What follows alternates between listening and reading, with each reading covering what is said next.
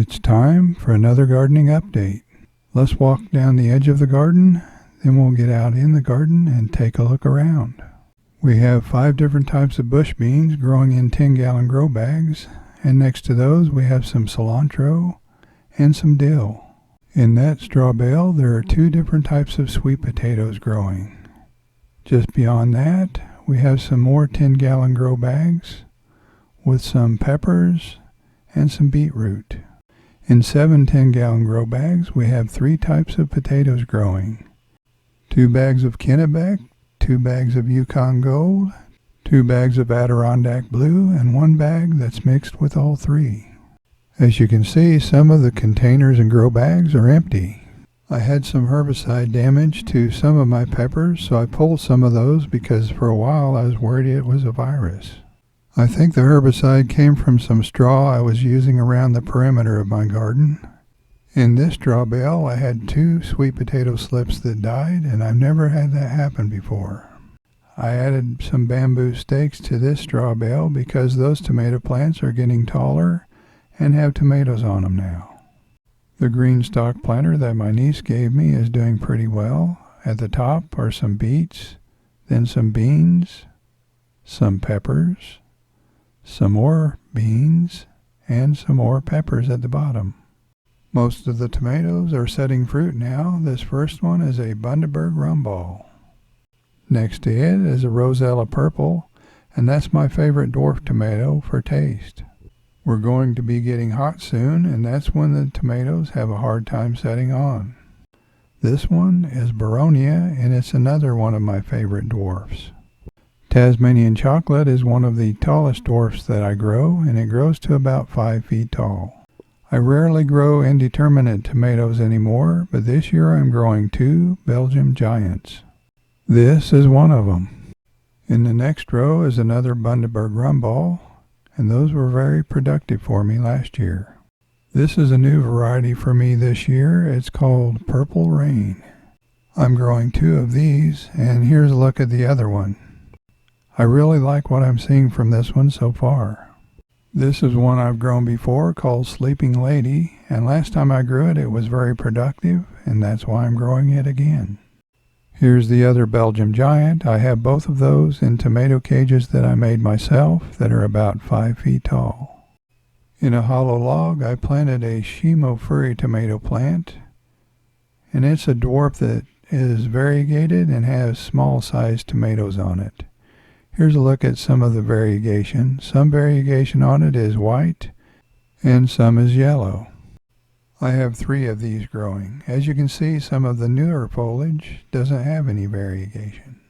Here's another Shimo-furi that I have growing in the straw bale. It's in the middle of the bale, surrounded by 2 Geranium Kiss tomatoes. The Geranium Kiss tomatoes are a multiflora variety, and they're starting to set fruit also. By the looks of it, we should get quite a few of these. Those trusses are just loaded with blooms. Here's our 3rd Shimo-furi tomato plant. It's up off the ground, hanging in a 5-gallon grow bag. Here's another indeterminate that we're growing. It's called Sun Gold, and it's a very good tasting cherry tomato. The real black eggplant is off to a pretty good start so far. I'm growing my 3 favorite types of cucumbers this year. This one is called Chia Jade, and it's just starting to grow well and will be climbing very soon. I have some Seychelles pole beans growing around this cage, and they're just now starting to climb. And it looks like I have some crabgrass growing inside the cage that I need to pull. I have some long beans growing around this cage. Those are also sometimes called asparagus beans or yard-long beans. By this cattle panel trellis, I have some cucumbers growing that are called Japanese long. And that one has always been a very productive type for us. So if things go according to plan, we should have plenty of cucumbers.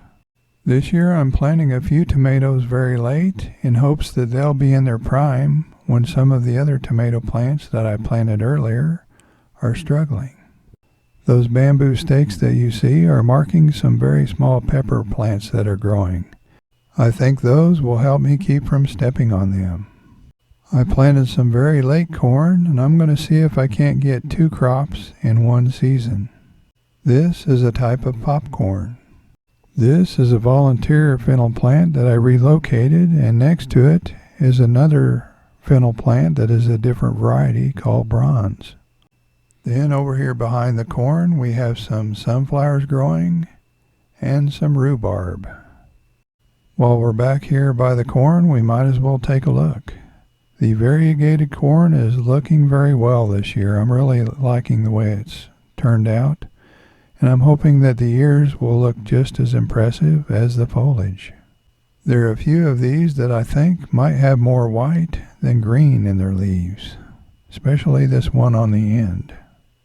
I also have a few very small corn plants coming up in some of the bare spots. This tiny tomato plant is called Dwarf Velvet Night. Next to it is one called Dark Striped Micro, but it actually looks more like a dwarf than a micro. This one must have over 100 flowers just on that top truss, and we have more trusses forming. This little pepper plant is an F1 cross between a Midwest Otapino and a Courbaki. I expected this one to be very mild since the Midwest Otapino is very mildly hot and the Courbaki is a sweet pepper. But when I sampled a ripe one, I found out that it was very hot. This one is an F1 cross between a candy cane and a Courbaki. I had a Courbaki plant indoors last year, and I used it for a lot of crosses. This is an F1 cross between 2 sweet peppers, Courbaki and Jimmy Nardello. I've tasted these ripe, and they're very good. This is an F1 cross between a Courbaki and a Midwest Midnight Eclipse.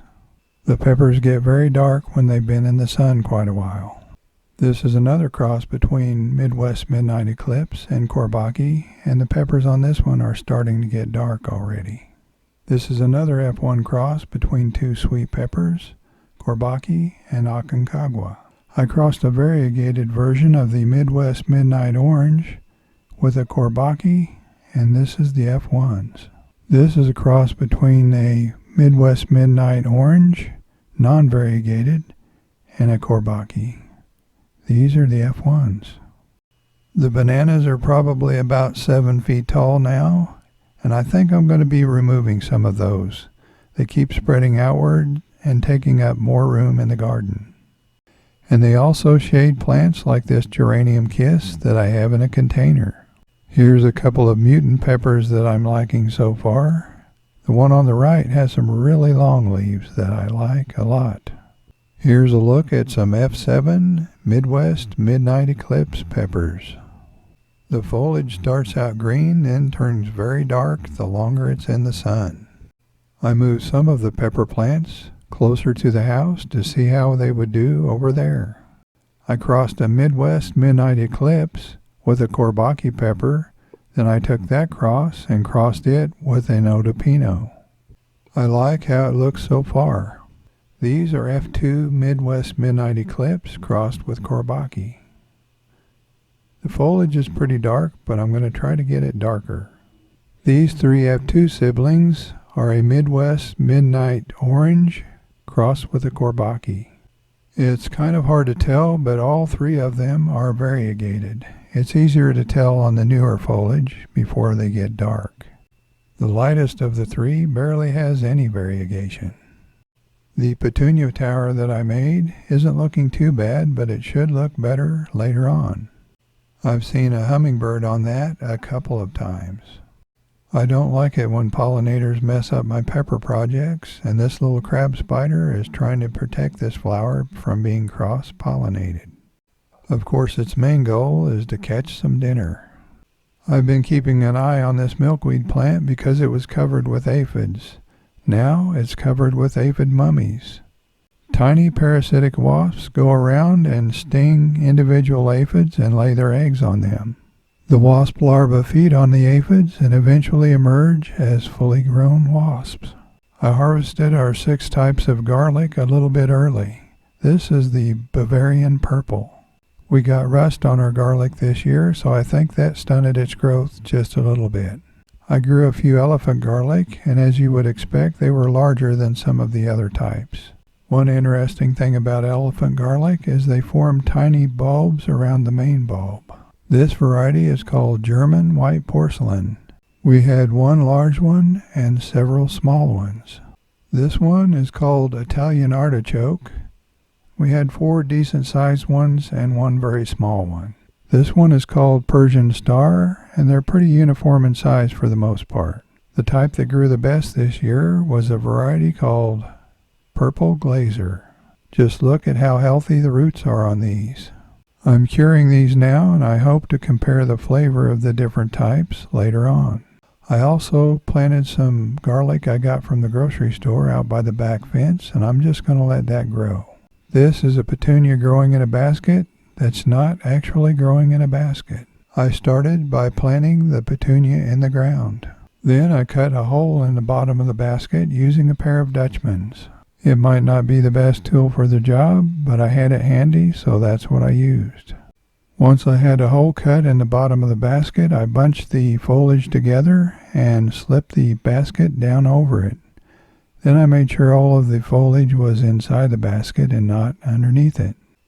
Then I secured the basket in place using 2 landscape staples.